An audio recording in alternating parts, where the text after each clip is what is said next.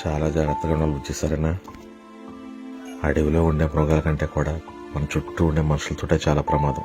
ఎవరిని అంత గుడ్డిగా నమ్మొద్దు నువ్వు, సరేనా? మీరు కంగారు పడకుండా ప్రశాంతంగా ఉండండి నాన్న. మీకు మన ఊరికి నేను మంచి పేరు తెస్తా.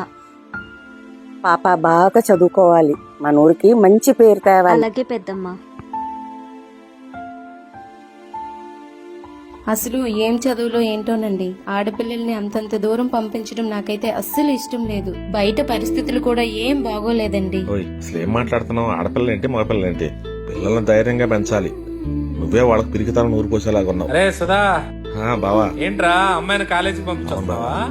ఏంట్రో కంటికి కూడా కనిపించలేదు ఈ మధ్య. ఏం చెప్పమంటావురా? ఏదో సామెతలో చూడు, క్షణం తీరుకుండదో తమిడి ఆదాయం ఉండదు. అట్లా ఉందిరా నా పరిస్థితి. మరి ఆయనకి ఇద్దరు ఆడపిల్లయా?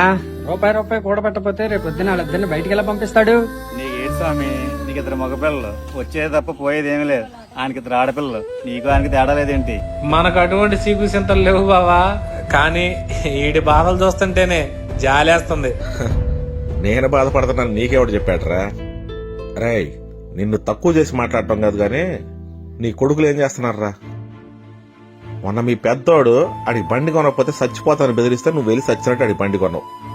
మరి నా పెద్ద కూతురు కష్టపడి చదివి ఐఐటి ఫ్రీ సీట్ కొట్టిందిరా.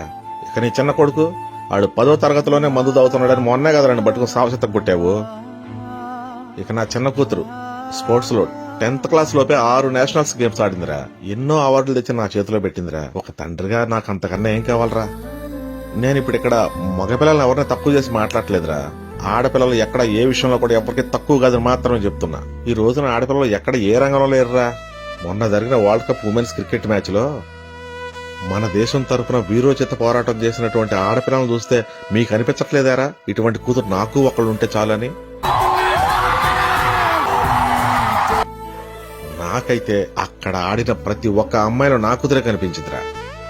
ఇక జమీమా అనే అమ్మాయి ఆట తీరు చూస్తే నా ఒంటి మీద రోమాలు నెక్కబొడుచుకున్నాయిరా. Firstly, I want to thank Jesus. I want to thank my mom, my dad, my coach.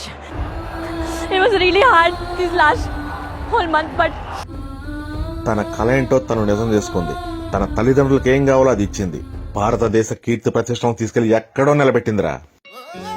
నేను ఇక్కడ నిన్నో మగపిల్లల్లో ఎవరిని కించపరిచి మాట్లాడలేదురా. ఈ రోజు ఆడపిల్లలు ఎక్కడ ఏ విషయంలో ఎవరికి తక్కువ కాదని మాత్రమే చెప్తున్నానురా. అరే, మన పిల్లల మీద మనకే నమ్మకం లేకపోతే ఎలారా? సరేరా.